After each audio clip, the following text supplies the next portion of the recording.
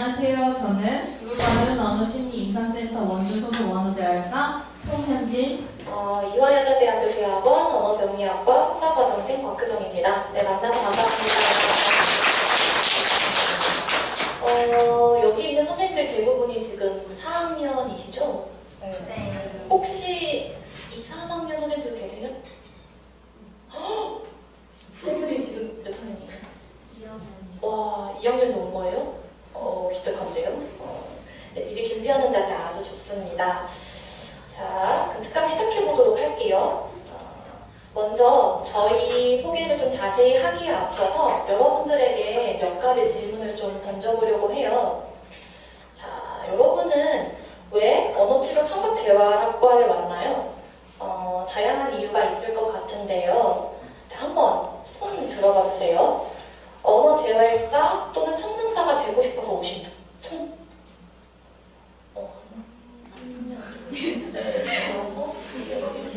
네, 8명쯤 되는 것 같아요. 생각보다 언어재활사랑 청능사는 잘 몰랐는데 나무 돕는 학과인 것 같아서 나는 나무 돕는 거 좋아한다. 그래서 오신 분 혹시 몰랐는데 쌤 손 들려온다. 네. 그럼 이번엔 내신 또는 수능 성적 혹시 맞춰서 오신 분? 좀 손들기 그럴 수 있나? 취업 잘 된다고 해서 오신 분 혹시? 또 없는데? 마지막으로 이제 가곡 중에 언어치료나 청각학에 좀 이제 관련 있는, 예를 들어 이 분야에 종사를 하시는 분이 있어서 알게 됐다거나 아니면 치료를 받고 있으신 분이 계셔서 혹시 이 분야로 오게 되신 분도 혹시 있으세요? 없어요? 없어요? 네. 근데 이렇게 다른 이제 이 이유들 말고도 다른 이유들도 있을 것 같은데요. 자, 그러면 아까 언어재활사가 되고 싶어서 오셨다고 하신 8분들은 4학년이 된 지금도 언어재활사가 되고 싶으세요? 네. 좋아요. 그렇다면 혹시 손을 안 드신 분들 중에서도 언어재활사에 그렇게 관심이 없었는데 이제는 좀 되고 싶은 마음이 생겼나요? 좀 생겼어요? 아니에요? 여러분 여기 왜 있어요? 아니에요? 자, 이번에는 좀 더 좀 본질적인 그런 질문을 던져볼게요. 자, 그렇다면 대체 왜 언어재활사가 되고 싶은 건가요? 대학생활 지금 한 4학년 선생님들은 한 3년 되셨잖아요. 3년 동안 이러한 질문 고민해보신 적 있으세요? 고민해보신 분들은 이제 국가고시만 준비를 하시면 될 것 같고, 아직까지도 내가 왜 언어재활사가 되고 싶은지에 대한 그런 고민을 해본 적이 없다면 이제는 고민해봐야 하지 않을까 싶습니다. 여러분들이 오늘 여기에 있는 이유는 바로 미래의 언어재활사가 될 사람들이기 때문입니다. 그런데 여러분들에게 한 가지 사실을 말해주고 싶습니다. 여러분이 아니어도 언어재활사를 할 사람이 많다는 거죠. 갑자기 이게 무슨 말인가 싶죠. 자, 최근 연구에 따르면 언어재활사 수는 계속해서 증가하고 있습니다. 국가 자격이 이제 2012년에 법제화가 됐는데 그때 1000여 명 정도 있었어요. 근데 5년간 기하급수적으로 증가를 해서 2018년에는 이제 8,600명이 언어재활사 협회에 등록되어 있고, 아직 등록되어 있지 않은 언어재활사까지 포함하면 8,600여 명이 넘어서겠죠. 그리고 2급 언어재활사 국가고시 응시 자격을 보면 이 학사학위뿐만이 아니라 석사학위, 박사학위 또는 전문학사 학위를 취득할 예정 또는 취득한 이들을 모두 포함하고 있는데요. 즉 여러분들처럼 언어치료를 4년 공부해서 학사학위를 받은 것이 아니라 다른 전공에서 학사학위를 받았는데 석사를 이제 언어치료를 2년 공부하고 석사학위를 받으신 분들도 시험에 응시를 할 수가 있는 거예요. 실제로 이제 이대 대학원에서는 쌤들과 달리 학부 때는 타 전공이었는데 언어병리학과 석사과정을 공부하러 오시는 분들이 굉장히 많아요. 영어 영문학과, 영어 교육과, 국어 국문학과, 심리학과, 심지어 신학과, 서양학과, 학과 같은 분들도 지금 많이 오시고 계셔요. 제가 지금 석사과정 2학기인데요. 저희 기수에만 해도 13명이 있는데 13명 중에서도 9명이 비전공자이고요. 다음 기수에서도 11명이 뽑혔는데 과정이 비전문자예요. 또한 전문대나 사이버 대학교에서 공부해서 사회를 취득하신 분들도 여러분들과 같이 시험에 응시할 수 있는 자격이 주어지는 거겠죠? 자, 어떤가요? 좀 여러분 아니어도 언어 재활사를 할 사람들이 마사하는 것 좀 느껴지시나요? 이 표는 2급 언어 재활사 국가시험 응시 및 합격 현황에 대한 것인데요. 저희가 2017년도 6회 때 시험을 봤었는데 표를 보시면 5회부터 7회까지 합격률이 계속해서 떨어지고 있는 것을 이제 볼 수가 있습니다. 대체 왜 이런 결과가 나타나고 있는 걸까요?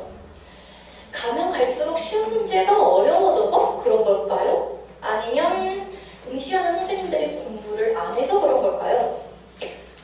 저는 원인은 잘 모르겠어요. 원인은 모르겠지만 한 가지 확실한 건 시험 난이도가 어떻든 간에 정말 공부를 제대로 한 사람이라면 2급 언어 재활사 국가고시를 합격하는 게 어렵지 않을 거라는 점입니다. 반대로 말하면 공부를 열심히 제대로 안 하면 언어 재활사 자격을 얻을 기회가 주어지지 않는다는 거겠죠. 여러분들은 지금 이 자리에 있는 여러분들은 이제 이 기회를 잡을 준비가 되어 있나요? 이 기회를 놓치지 않기 위해서 열심히 공부하고 있나요? 영상 한 편을 함께 보고자 합니다. 청춘 FC 헝그리 11이라는 프로그램 일부인데요. 영상을 보면서 여러분의 모습은 어떠한지 한번 생각해 보면 좋을 것 같습니다. 젊음의 매 순간이 기회임을 젊음은 종종 잊는다. 아주 멋진 말이죠. 여러분들에게 묻고 싶습니다. 여러분들의 매 순간이 기회임을 잊고 있는 것은 아닌지요. 올해 언어 재활사 시험을 보는 4학년 선생님들 1학년, 2학년, 3학년을 지나 벌써 4학년이 되었네요. 시간이 참 빠르죠? 자, 그럼 그동안 무엇을 했는지 잠깐 생각해 볼까요? 생각해 보았나요? 그동안 어떤 공부를 했고 어떤 대외 활동을 해보았나요? 그리고 지금은 무엇을 하고 있나요? 머릿속에 떠오르는 게 있나요? 없나요? 그렇다면 먼저 우리의 4년 동안의 대학 생활은 어떠했는지 이야기해 볼게요. 자, 먼저 저는 죄송해요.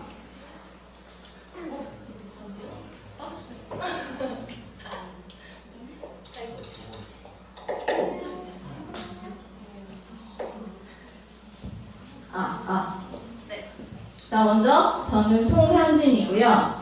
저의 대학 생활을 한마디로 정리하자면 공부예요. 좀 재미없게 들릴 수 있겠지만 저에게 주어진 공부를 열심히 하는 게 저한테는 가장 중요한 일이었어요. 그리고 저의 또 다른 개인적인 대학 생활 목표는 전액 장학금으로 학교 다니기였어요. 그러기 위해서는 모든 공부를 정말 열심히 해야 했고 노력한 결과 감사하게도 여름학기나 겨울학기 한두 번을 빼고는 모두 장학금을 받아 수업료에 대한 큰 부담이나 학자금 대출 없이 학교를 다닐 수 있었죠. 그리고 학과 공부 외에 제가 가장 큰 관심을 둔 분야는 영어였어요. 수업도 있겠고 토익 공부, 영어로 PPT를 만들고 발표하는 글로벌 리더 양성 영어 경진대회 등 모든 것에 즐겁게 적극적으로 참여했죠. 주어진 모든 과제도 열심히 해결해 나갔고요. 네, 저는 곽효정입니다. 저도 현진쌤처럼 저의 대학 생활을 한마디로 정리를 하자면 저는 경험인 것 같아요. 한 번뿐인 대학 생활 동안 정말 다양하게 경험을 해보면서 매 순간을 후회 없이 최선을 다하는 것이 저의 목표였죠. 그리고 경험 중에서도 가장 중요한 것은 바로 공부였습니다. 그래서 이제 저도 열심히 공부를 해서 장학금을 받으며 학교 다닐 수 있었고 4.46이라는 학점을 받아 수석으로 졸업할 수 있었습니다. 공부뿐만 아니라 제가 경험한 것들은 다음과 같은데요. 다행히 이제 좋은 사람들을 많이 만나서 저와 많이 함께 해줘가지고 많은 활동을 해낼 수 있었고요. 활동을 하며 감사하게도 여러 번 수상을 할 수 있었고 졸업할 때는 공로상이랑 대전시장상도 받을 수 있었습니다. 여러 곳에서 봉사활동도 했었고요. 공부와 다양한 활동을 하기 위해 노력한 대학생활 4년 중에서도 특히 4학년은 그리우면서도 다시는 돌아가고 싶지 않을 정도로 힘들었던 시간이었어요. 1사학번의 4학년에 대해 설명해 드릴게요. 1사학번은 4학년 때 수업 듣기와 언어재활사 국가고시를 위한 공부는 필수로 해야 했고요. 그 다음 졸업과제 프로젝트도 4학년 때 했어요. 16학번 선생님들은 언제 하셨나요? 3학년 때. 저희는 4학년 때 하느라 정말 힘들었어요. 그리고 그 외 임상 실습도 계속해서 해야 했고 각자 자신의 동아리 생활, 연구까지 하는 저런 사람도 있었어요. 좀 더 자세히 보면 1학기 때는 먼저 말한 대로 실습, 언어와 청각 수업 듣기, 졸과표를 했고요. 특히 언어재활사 시험 대비를 위한 연구 방법론 시간에는 시간표 작성해서 달성 여부에 대한 피드백 받으면서 시간 관리도 했고요. 그 다음에 기초편 문제집 풀고 개인 오답노트 작성하고 제출하고 또 조별 오답노트도 작성해서 제출하고 발표까지 하고 그 외에 한 일주일에 한 번 정도 기본서를 개인적으로 요약하고 또 조별로 부분 나눠서 발표도 하고 이렇게 지냈어요. 엄청나죠? 정말 5분, 10분이 아까웠던, 할 게 너무 많으니까 그랬던 때였어요. 방학 때에도 개별 조모임을 지속했어요. 각자 고향에 있다가 중간 지점에서 같이 만나기도 했고요. 그리고 2학기 때는 시험을 위한 자기주도적 학습이 주된 일과였죠. 이때는 갑자기 늘어난 시간을 효율적으로 관리하는 게 관건이었고요. 월요일부터 금요일까지 거의 도서관에서만 생활했습니다. 틈틈이 개인 오답노트도 작성하여 수업 시간에 제출했고 조원이 함께 모여서 조별 오답노트 작성하고 발표하면서 공부했고요. 졸과표 때 저는 청각장애 아동 케이스를 맡아서 청각장애 아동을 위한 교구를 만들었고요. 청각장애 아동과 성인을 위한 2가지 지침서도 만들었습니다. 저는 유창성장애 성인 케이스와 언어발달장애 아동 케이스 두 케이스를 맡게 되어서 유창성장애 지침서랑 교구 2개를 개발해야 했는데요. 이외에도 다양한 활동들을 한 걸 소개해드리면 제1기 솔챌린지가 대회에서 선발돼서 친구들과 함께 오스트레일리아 탐방을 다녀왔었고요. 제1기 대표도 맡게 되어서 신입생들이나 중국 사범대 교사들을 대상으로 발표도 해야 했습니다. 그리고 신생아 선별검사 관련 앱인 샤스트를 개발해서 소외된 90%를 위한 창의절기 경진대회에 참가하기도 했었고요. 졸과표 수업 때 만들었던 2개 교구가 각각 자립상, 단정상을 받게 되어서 창의적 종합설계, 캡스톤 디자인, 모수작품 경진대회에 참가하고 타학과 학생들하고 경쟁해서 이 대회에서도 자립상과 독행상을 받을 수 있었습니다. 또한 어플로즈에서 타학교와 경쟁을 해서 소셜벤처 대학 동아리 지원 사업에 선정됐고 팀 대표를 맡아서 어플로즈 친구들과 소음성 난청 인식 개선을 위한 활동도 했었고요. 대전광역시 동구 청소년 어울림마당 위드림에 선정되어 대표를 맡아서 또 어플로즈 친구들이랑 활동을 하고 동아리 연합회 회장을 맡게 되어 위드림 동아리들을 이끄는 역할도 했었습니다. 마지막으로 이수복 교수님이 이끄시는 가상현실 기반의 의사소통 개선 시스템 연구의 연구원으로 참여하기도 했습니다. 이러한 활동들을 사실 자격증 공부랑 이렇게 병행한다는 게 거의 죽을 만한 일정이었는데요. 그래서 저한테 시간 관리는 정말 필수적이었습니다. 시간을 제대로 관리하지 못하면 자격증 공부도 이런 활동들도 어느 하나 제대로 할 수가 없으니까요. 그래서 저희는 다음과 같이 시간 관리를 했습니다. 매주 30분 단위로 시간을 쪼개 시간표를 작성했고 일주일 후에 다시 돌아보며 우선순위와 시간 사용에 대해서 점검했습니다. 정말 바쁠 땐 이렇게 포스트잇이나 노트 속 자투리 공간까지 활용했고요. 파악하기 쉽도록 다양한 색깔을 활용하여 중요도를 표시하기도 했어요. 그리고 시간 관리의 정석은 플래너 사용이죠. 이렇듯 시간표, 포스트잇, 플래너 등 모든 방법을 사용하여 시간을 효율적으로 사용하기 위해 노력했습니다. 이제 영상 하나를 보면서 여러분은 어떻게 시간을 관리하고 있는지 생각해 볼까요? 어떠세요? 영상이 너무 길어서 집중을 못한 것 같은데 괜찮으세요? 괜찮으셨어요? 근데 이게 너무 좋아서 제가 조금 길게 나왔어요. 네. 여러분은 혹시 시간이 없다고 말하고 있지는 않을까요? There is time. 시간은 있습니다. 자, 웹툰 보시죠, 다들. 보시죠? 웹툰을 볼 수 있다면 공부도 할 수 있습니다. 그리고 TV 보시죠. TV를 볼 수 있다면 공부도 할 수 있습니다. 그리고 유튜브 많이 보시죠. 유튜브를 볼 수 있다면 공부도 할 수 있습니다. 그리고 친구와 수다 많이 떨죠. 친구와 수다를 떨 수 있다면 공부도 할 수 있습니다. 무엇에 우선순위를 주느냐에 따라 그 시간의 사용이 달라지는 거죠. 저희에게 공부는 1순위였습니다. 그래서 시간 관리를 할 때도 아무리 일이 많더라도 공부하는 것을 1순위로 매기고 다른 일들을 중요하고 긴급한 순서대로 순위를 매겼죠. 그런데 저의 경우에는 저의 의지와 상관없이 공부 시간하고 활동을 하는 시간들이 이렇게 충돌하는 경우가 자주 발생했었습니다. 활동 일정이 자습 시간 또는 제가 계획한 공부 시간에 겹치는 거죠. 그래서 이럴 경우에는 자습을 빠져야 하거나 아니면 낮에 공부를 많이 못하는 이제 일이 발생을 했었는데요. 이러한 경우에는 학교 도서관이나 저희 이제 사백 사업 비어 있잖아요. 거기서 새벽 3시까지 이제 공부를 하고 가거나 노는 시간을 줄여가면서 계획한 공부 시간을 다 해냈습니다.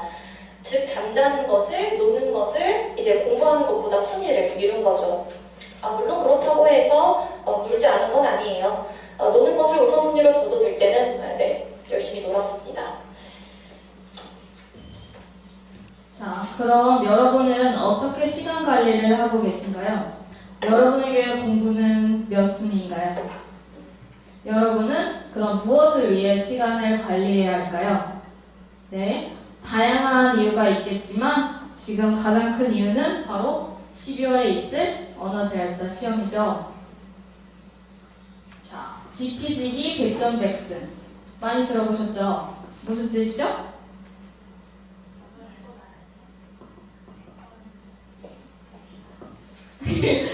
맞아요. 네, 상대를 알고 나를 알면 100번 싸워도 100번 이긴다는 뜻이죠.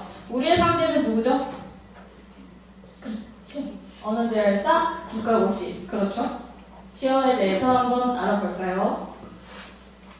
먼저 응시 자격에 대해서 알아볼게요. 근데 학위취득의 경우는 앞에서 다뤘으니까 넘어갈게요. 교과목의 경우는 법에서 규정한 교과목 명칭과 동일한 필수 과목을 10개 모두 그리고 선택 과목을 9개 이상 이수해야 합니다. 실습 시간의 경우 관찰 30시간 이상, 실습 교내 수업 45시간 이상을 포함하여 총 90시간을 이수해야 합니다. 필수 과목과 선택 과목의 세부적인 내용이고요. 이러한 조건을 모두 만족해야만 여러분에게 2급 언어재활사 국가고시에 응시할 수 있는 자격이 주어지는 겁니다. 다음으로 시험 일정에 대해 알아볼게요. 올해 시험 일정은 아직 나오지 않아서 작년 기준으로 한번 작성해봤어요. 자, 시험을 보려면 먼저 응시 원서를 접수해야 합니다. 언어재활사 시험은 인터넷으로 약 일주일간 접수를 받습니다. 접수 마감일 잘 확인해야 되고요. 접수 못해서 시험 못 보는 건 말도 안 되잖아요. 그렇죠? 그 다음 응시표를 출력하고 시험을 봅니다. 그리고 최종 합격자를 발표하죠. 시험은 1교시와 2교시로 진행되고 시간은 다음과 같습니다. 시험 시간과 입장 시간은 다르니 주의하시고요. 자, 그런데 여기서 문제. 각 과목 문제수에 대해서 아는 선생님 계세요? 다 맞추는 선생님한테는 선물이 있어요. 손 들어볼까요? 선발. 아차상도 있어요. 도전. 없어요? 아무도 없어요?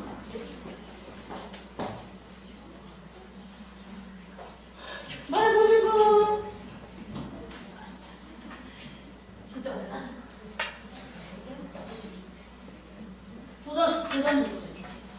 도전만 해도. 시간 좀 줘야 될 것 같아요. 계산하고 있는. 아, 그만 안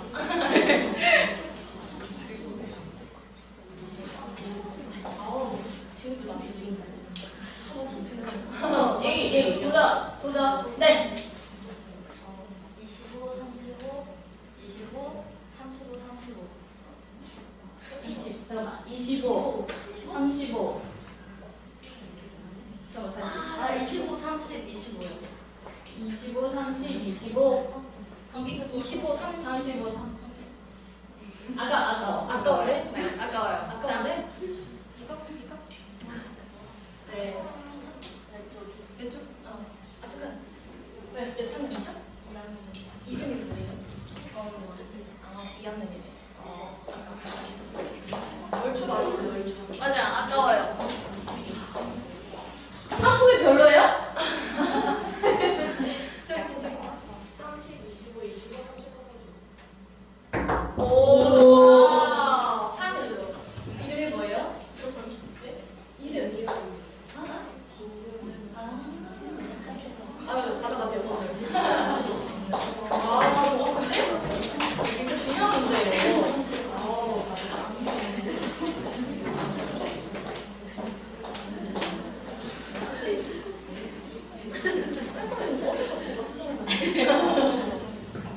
한 개가 남았지만 다음으로 넘어가도록 할게요.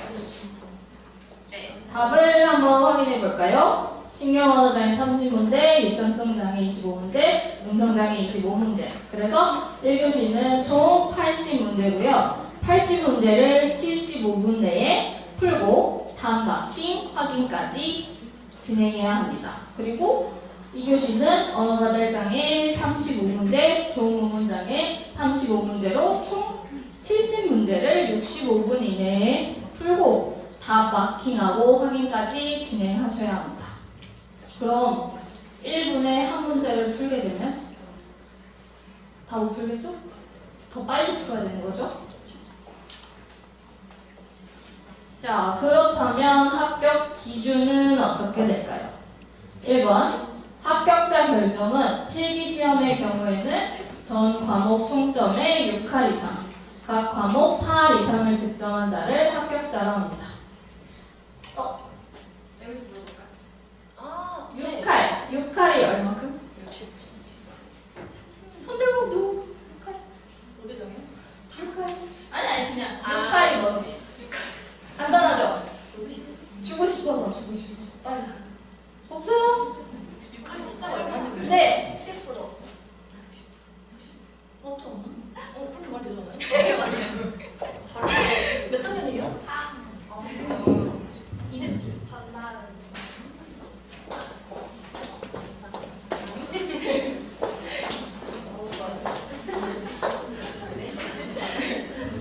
자, 그리고 2번 응시 자격이 없는 것으로 확인된 경우에는 합격자 발표 이후에도 합격을 취소합니다.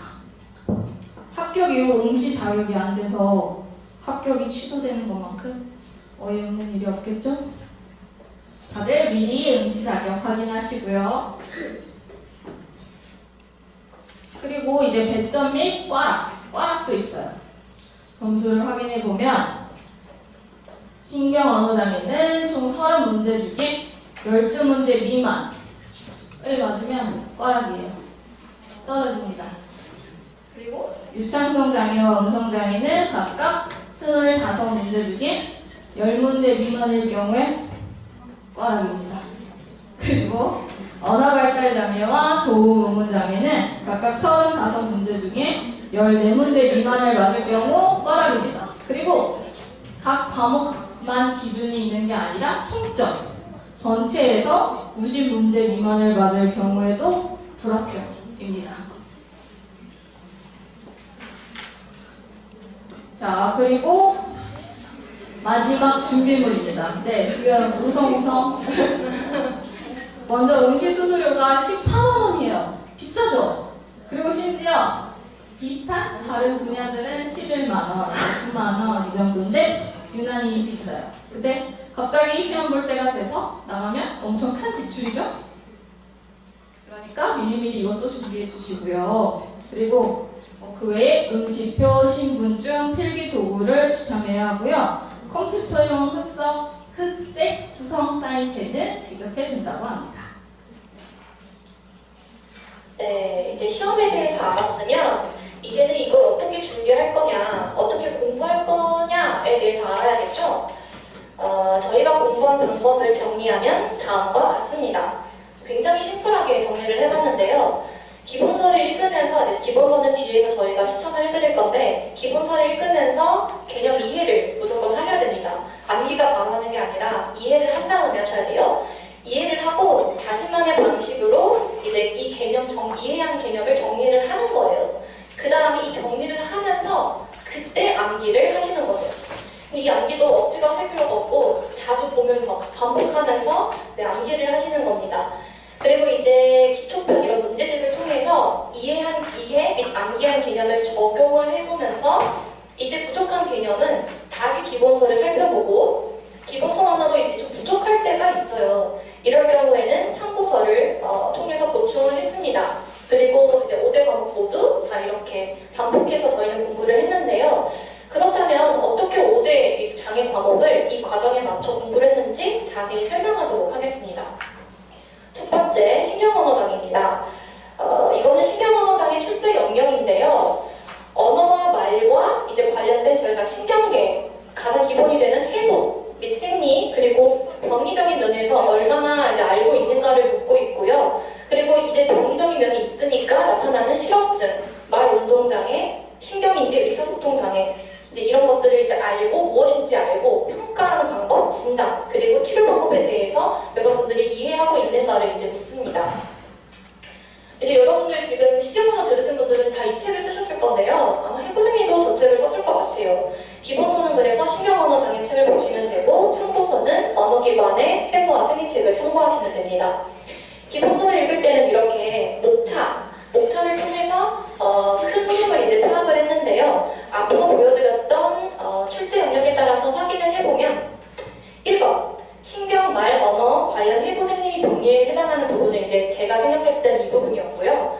2번 실어증, 네, 실어증 있고요. 3번 말 운동장애, 4번 신경인지 의사소통장애에 해당되는 부분이 이 기본서만 해도 다 있는 것을 알 수가 있습니다. 그리고 1번 이제 해부 및 생리 부분은 아까 추천드렸던 참고서를 추가로 살펴보았습니다.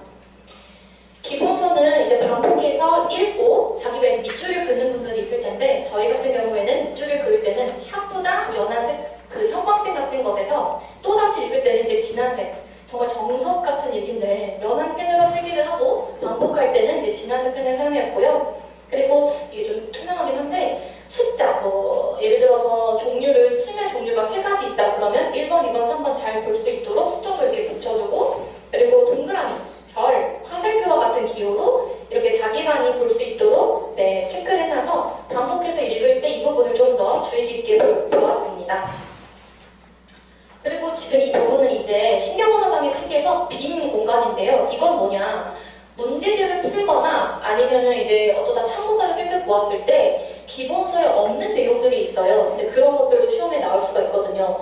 여러분들이 아셔야 되는 게 수업 시간에 배운 내용만 출제되는 게 아니에요. 다른 학교도 굉장히 많이 이제 있는데 다른 학교에서는 저희와 같은 책을 쓰지 않는 경우가 있기 때문에 참고서도 참고를 하셔야 되는 거고요.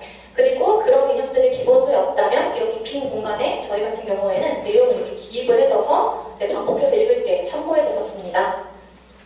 네, 이제 기본서를 다 읽었으면 정리를 해야겠죠. 첫 번째 정리 방법은 그림 그리기입니다. 다양한 도형하고 색을 최대한 활용해서 그림을 그립니다. 특히 해부생리의 경우 도움이 많이 되겠죠? 그리고 두 번째 정리 방법은 기준 정하기입니다. 정리할 때 나만의 분류 기준을 정하고 비교와 대조를 해서 보기 좋게 쉽게 정리할 수 있습니다. 예를 들어 저는 이렇게 병수를 가장 위에 쓰고 그 다음은 가장 큰 특징 그리고 그 밑에는 그 외의 특징을 분리해서 적었습니다. 다른 것과 구별되는 가장 큰 특징이 알아보기 쉽게 정리되었죠? 자, 정리를 했으면 이제 외워야겠죠? 먼저 첫 번째는 키워드 암기법입니다. 키워드를 골라내고 눈에 띄게 표시하여 키워드 위주로 암기합니다. 긴 문장을 통째로 외우는 것보다 훨씬 효율적이겠죠? 다음으로 내가 얼마나 잘 외웠는지 확인하고 외우지 못한 부분을 체크해서 다시 외우기 위한 방법은 백지 암기법입니다. 말 그대로 백지에 내가 정리한 것을 통째로 외워서 써보는 겁니다. 근데 무턱대고 외워서 쓰기는 어려우니까 백지를 여러 등분을 하고 그 다음에 각 위치를 기준으로 타겟 찍듯이 외워서 그 다음 정리합니다. 다음은 암기 시 약간의 팁? 저만의 팁인데요. 이런 방법 이름은 한번 연결고리라고 지어봤어요. 무슨 의미인지 알겠나요? 자, 예를 들어서 잘 혼동되는 허혈성 뇌졸중과 출혈성 뇌졸중이 있죠? 알고 있나요? 네. 오? 네. 근데 이게 이름이 비슷하고 해서 많이 혼동이 되잖아요. 그래서 저는 허혈성은 혈류 공급 부족으로 발생한 거고 출혈성은 혈관이 터져서 발생한 거다 보니 이제 첫 음절을 따라서 허, 부, 출, 터 이렇게 외웁니다. 그리고 외우고 나서 그럼 이렇게 하면 외워야 되는 글자 수도 적어지는데 이제 다시 외운 앞 글자를 보고 그게 무엇인지 풀었을 수는 있어야겠죠? 네, 이제 두 번째 유창성 장애입니다. 유창성 장애 출제 영역은 다음과 같습니다. 유창성 장애 출제 영역은 유창성이 무엇인지부터 물어봐요. 유창성이 무엇이냐? 그러면 유창성 장애는 뭔데? 그리고 이제 유창성 장애 평가, 치료 어떻게 할 거니? 그거에 대해서 이제 알고 있는가를 물어봅니다. 기본서는 이승환 교수님의 유창성 장애 책, 참고서는 이제 대구대에 계시는 권도환 교수님의 유창성 장애 책입니다. 나중에 그리고 이수복 교수님께서 특강하실 때 주시는 특강 자료도 꼭 꼼꼼히 살펴보시길 바랍니다. 얘도 마찬가지로 기본서를 읽을 때는 먼저 목차를 보고 큰 흐름을 파악하는데요. 앞서 보여드렸던 출제 영역에 맞따라서 확인을 해보면 1번 유창성의 이해 및 2번 유창성의 기초, 3번 유창성 장애 진단, 평가, 4번 유창성 장애 치료에 해당되는 부분이 기본서도 역시 있죠. 그런데 이제 소화, 즉 말바름증 클러터링 같은 부분은 저희가 아까 추천드렸던 그 참고서를 추가로 살펴보았습니다. 기본서를 읽는 방법은 어느 과목이든 다 동일해요. 앞서 설명한 대로 반복해서 읽는 게 항상 중요하고 밑줄을 그을 때는 샤프나 연한색 형광펜 같은 연한색부터 시작해서 또 읽을 때는 진한색 형광펜으로 이제 강조하면서 표시했고요. 또 기호, 숫자 기호, 동그라미, 별, 화살표와 같이 자신만의 표시를 해줘서 한 번 더 읽을 때 참고했습니다. 네, 기본서를 다 읽었으면 또 정리를 해야겠죠? 첫 번째 정리 방법은 앞서 설명한 대로 그림 그리기입니다. 여기서는 조금 다르게 했는데 다양한 도형, 같은 거를 세모로 표시한다거나 이런 식으로 했고요. 그래서 다양한 도형과 색을 최대한 활용하여 그림을 그립니다. 그리고 두 번째 정리 방법은 기준 정하기였죠. 말더듬 수정 치료법과 유창성 완성 치료법이 목표와 치료 방법을 기준으로 보기 쉽게 정리할 수 있습니다. 그리고 정리를 했으면 이제 외워야겠죠? 여기서의 키워드는 다음과 같은 것들이 있겠네요. 유창성 장애, 말더듬, 말발음증, 핵심 행동, 부수 행동. 그렇죠? 그리고 다음으로 내가 얼마나 잘 외웠는지 확인하고 외우지 못한 부분을 체크하여 다시 외우기 위해 백지 암기법을 사용할 수 있죠. 그리고 잘 헷갈리는 것을 외우기 위한 연결고리 암기법. 여기에서는 탈출 행동은 말더듬에서 빠져나오기 위한 행동, 회피 행동은 두렵고 공포의 대상이 되는 말소리, 상황 등을 피하고 모면하려는 것. 이 두 가지를 외울 때 탈바, 회피 이렇게 외울 수 있겠죠? 네, 세 번째 과목인 음성장애입니다. 음성장애 출제 영역은 다음과 같은데요. 음성을 산출하기 위해서는 기관의 해부, 생리를 또 알아야겠죠. 그리고 병리적인 음성을 알기 전에 그럼 정상적인 음성이 뭐냐를 알아야 되겠고, 그리고 음성장애 분류법, 그리고 평가,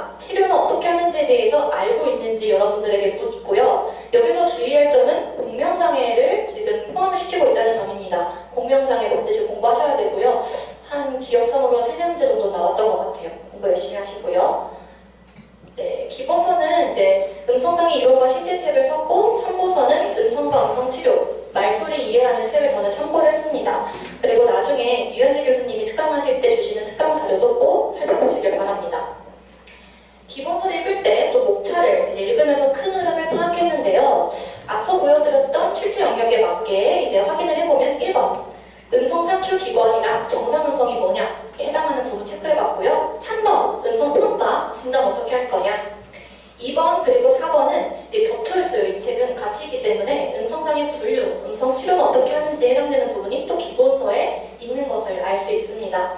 그리고 말과학 있잖아요. 음성과학 부분이랑 공명장애, 음성치료법의 하나인 음성촉진 접근법이라는 것은 앞서 추천드렸던 참고서를 추가로 살펴보았습니다. 네, 기본서를 읽는 방법은 앞서 설명한 것과 같습니다. 음성장애의 경우도 그림 그리기가 많은 도움이 되겠죠? 그리고 이렇게 기준을 정해서 음성장애를 분류할 수 있고요.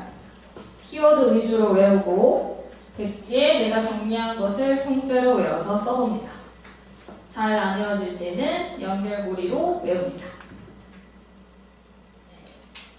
네, 이번에 4번째 과목인 언어발달 장애, 이제 2교시에 들어서는데요. 언어발달 출제 영역은 정말 단순하게 보이죠. 정상적인 언어발달이 어떻게 나타나는가, 항상 정상을 먼저 알고 그 다음에 문제되는 발달 장애는 그럼 무엇이냐, 넌 알고 있니? 이거 어떻게 평가할 거니? 이거 어떻게 치료할 거니를 또 묻고 있습니다. 기본서는 아동 언어장애의 진단 및 치료책을 봤고요. 참고서는 언어발달 책입니다. 기본서를 읽을 때는 여전히 똑같이 목차를 통해서 흐름을 파악했는데요. 이제 출제 영역에 따라 확인을 해보면 1번 언어 발달, 2번 평가, 3번 치료에 해당되는 부분이 또 다 있는 것을 알 수가 있습니다. 그리고 언어 발달 부분은 참고서를 추가로 살펴보았습니다. 기본서를 읽는 방법은 앞서 설명한 것과 같습니다. 정리 방법도 앞서 설명한 것과 같은데요. 자, 여기서 평가에 대한 암기 시에 가장 중요한 키워드가 뭐가 될까요? 뭐가 될까요? 안 들려요. 연령. 오, 그렇죠.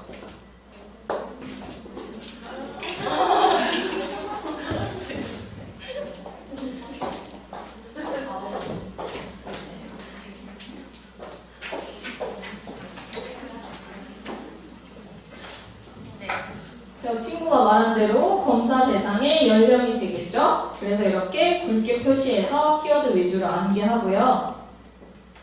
외운 것에 대해서 확인해보고 잘 안 외워질 때는 연결고리 남기고, 확장하고 확대 같은 경우가 저는 계속 헷갈렸는데요. 이제 상문, 대의 이렇게 해서 여기는 의미까지 부여하고 이야기를 만들어서 긴 문장, 큰 뜻, 뭐 이런 식으로 얘를 만들어서 외울 수 있도록 했습니다.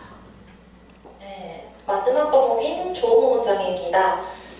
조호 문장의 출제 영역은 다음과 같습니다. 여전 똑같이 정상적으로 말소리 지각, 산출은 어떻게 하냐, 그리고 기능적 및 기질적 조호 문장의 평가 및 치료는 또 어떻게 하냐에 대해서 알고 있는가를 묻고 있습니다.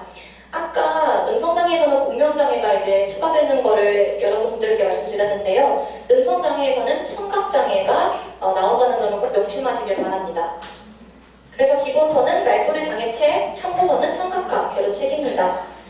기본서를 읽을 때는 또 목차를 읽으면서 흐름을 파악했는데요. 출제 영역에 따라 체크를 해보면 1번 말소리 기초 부분, 그리고 2번 기능적 조호 문장애, 3번 기질적 조호 문장에 해당되는 부분이 이 기본서에 다 있는 것을 알 수가 있습니다. 그리고 청각장애로 인한 조호 문장의 부분은 참고서를 추가로 살펴보았습니다.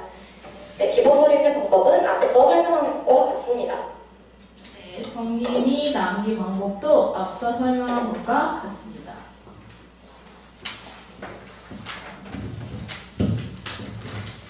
자, 지금까지 각 과목별 공부 방법에 대해서 알아봤는데요. 열심히 공부해서 국가고시에 붙고 언어자회사가 되면 어떤 일을 할 수 있을까요? 아직도 언어재활사가 임상에서 치료받는다는 생각하시는 거 아니죠? 현재 국내 언어치료 현장 과제들은 다음과 같습니다.